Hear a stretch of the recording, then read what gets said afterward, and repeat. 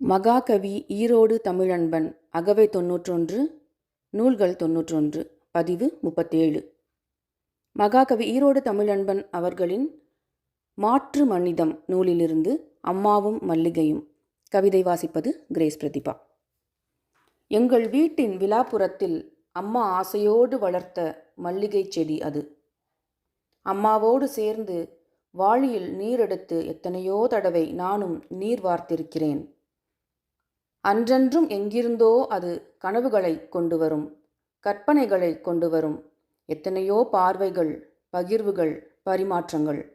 ஒவ்வொரு மொட்டிலும் அழகின் தூது, பிரபஞ்ச தாது.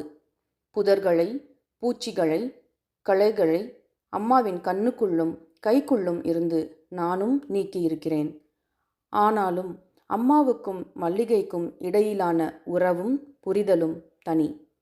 அம்மா இறந்த பிறகும் அதனிடம் அம்மாவின் நறுமணம் மட்டும் அப்படியே இருந்தது. அம்மா மல்லிகையில் வந்து பிறந்துவிட்டதாகவே தோன்றியது.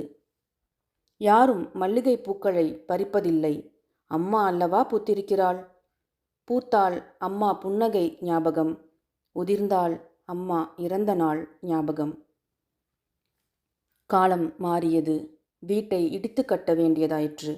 விழாப்புறத்தில் சரிந்தன மண்ணும் கல்லும் காரையும். எங்கள் அம்மாவை, எங்கள் மல்லிகையை எங்களால் காப்பாற்ற முடியவில்லையே. அவசரமாக என் மனக்கைப்பேசியில் ஒரு படம் எடுத்துக்கொண்டேன். அதன் கடைசியான பூவோடு. மிஞ்சியது பூச்சடலத்தின் படம்.